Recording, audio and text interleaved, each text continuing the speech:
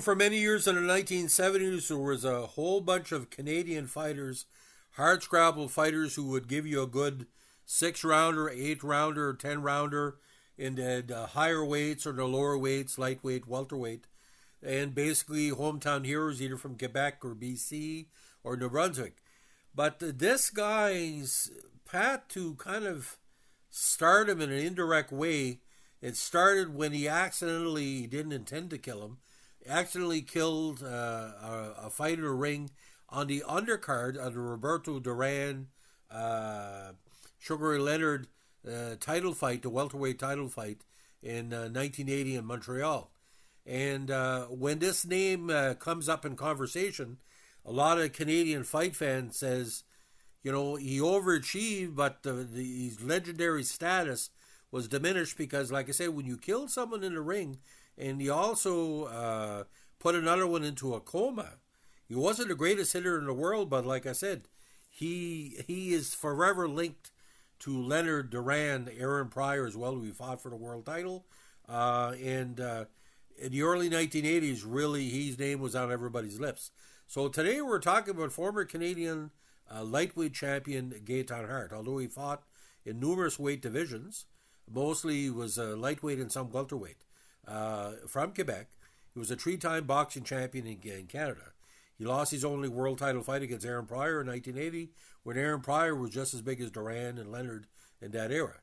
Unfortunately, in 1980, prior to the Pryor fight, boxer Cleveland Denny, who had fought before, died 16 days after being knocked out by Hart in 1980.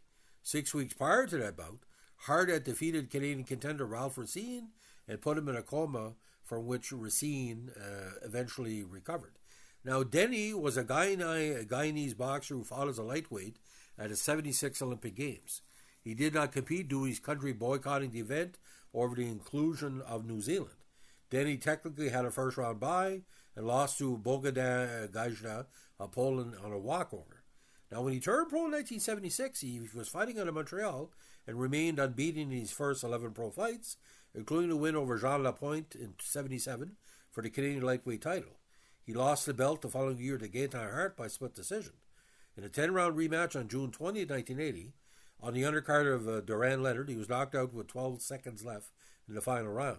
Sports writer David Johnson of the Gazette of Montreal wrote that late in the 10th round, Hart caught Denny with an uppercut as he pulled away and charged in with a series of punches that shook his opponent.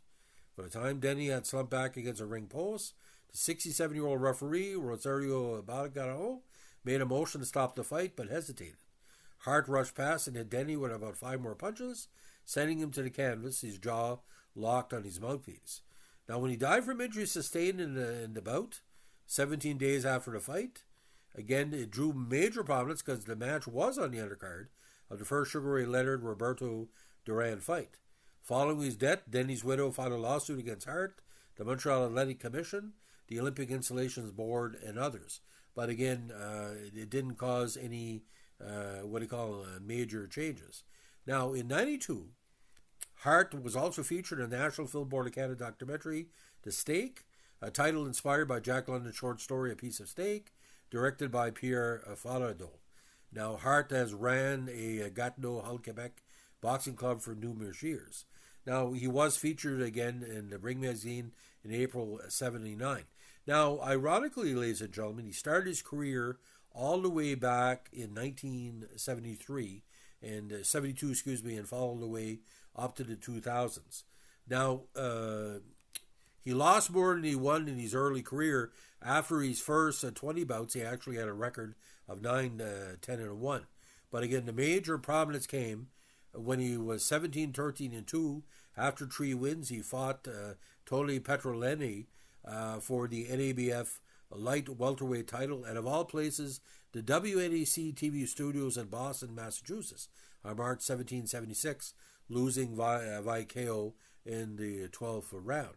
Now, his fight against Denny was a loss. The first one he had against Cleveland, put him 19-6-2.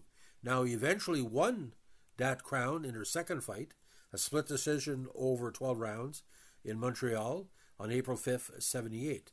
And from then, he defended the title several times against Leo Marsh on June 1st, 78, when he retained the Canadian lightweight title, and then Jean Lapointe on June 27th, 26 days later.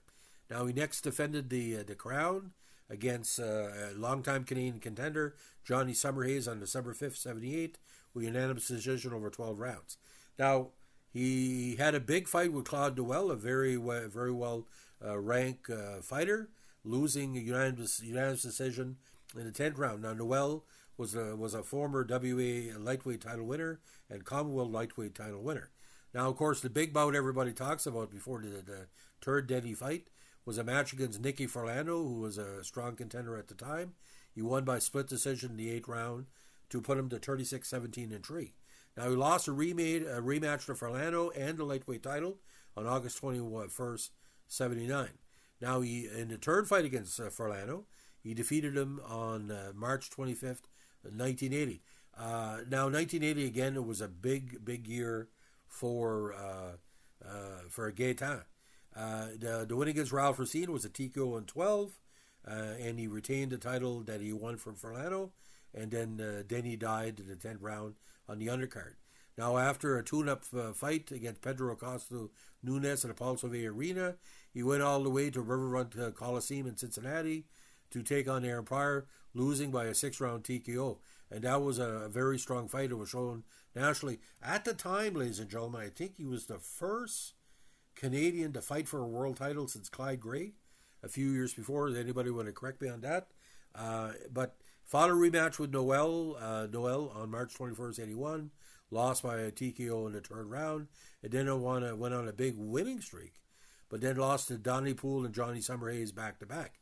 Now, another big key fight with him was in Atlantic City, where he took on Livingston Bramble, losing to the former world lightweight champion by a 10-round unanimous decision.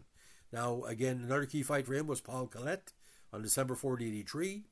And he did, he lost the lightweight title to Summerhays on December 14th, 82. Now, he did fight Remo De Carlo for the Canadian title on March 25th, 84, losing a 12-round decision. The other key fight, he came out of semi-retirement in 1992 to take on Michel Galineau for the Canadian welterweight title, but lost a 12-round unanimous decision. Now, he did fight Bataillus Bedburdik on, get this, Leap Day, February 29, 2000, losing by a 3rd-round TKO.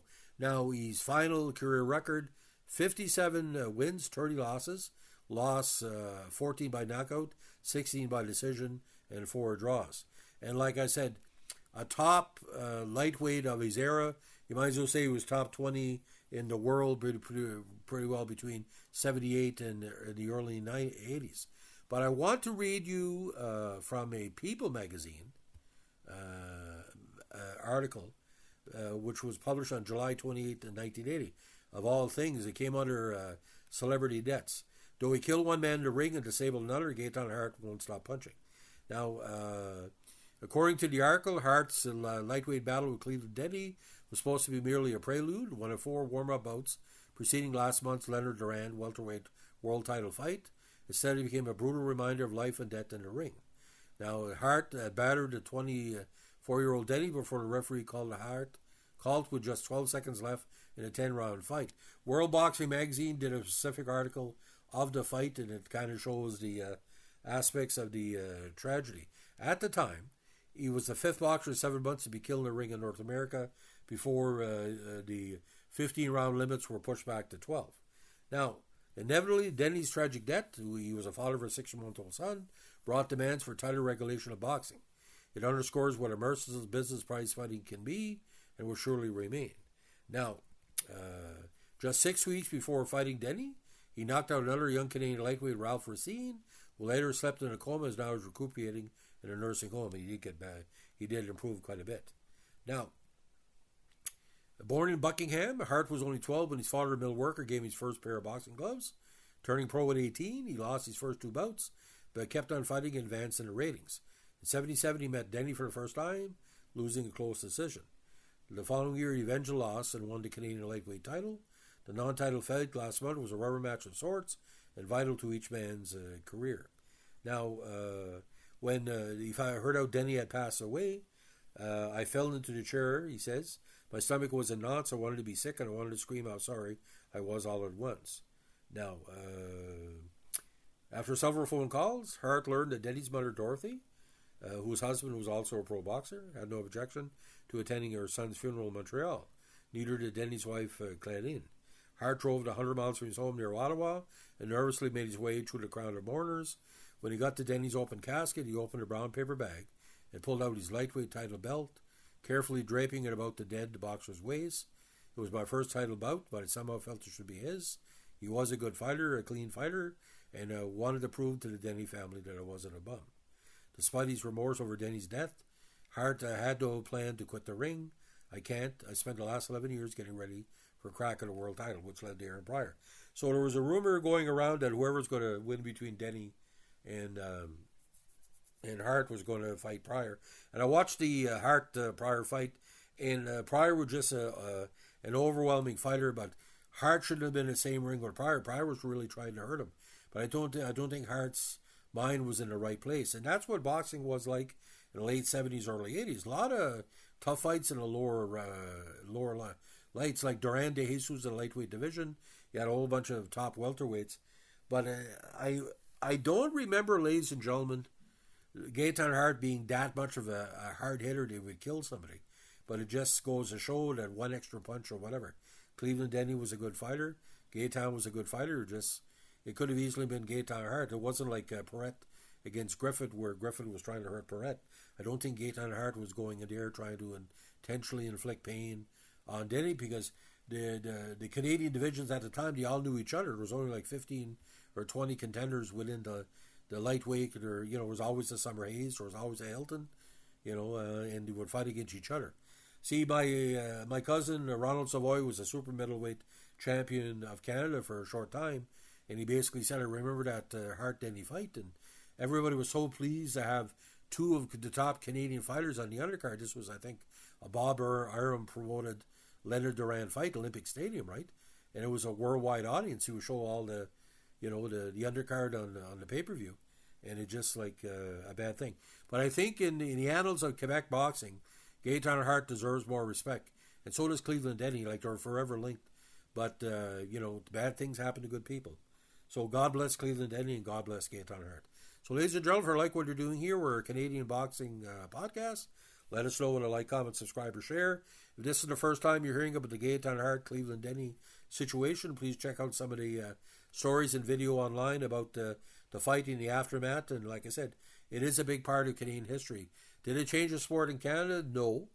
But did it show how anything like this can happen to anybody at any time? Yes. And this was before Dooku Kim and Boom Boom. It's ironically Boom Boom killed someone in the ring. He never intended to kill him. It just 15-round fights, and dehydration and stuff like that. So thanks for listening, and good luck this month and on the States and Canada on the coming of spring. Have a good one. Bye.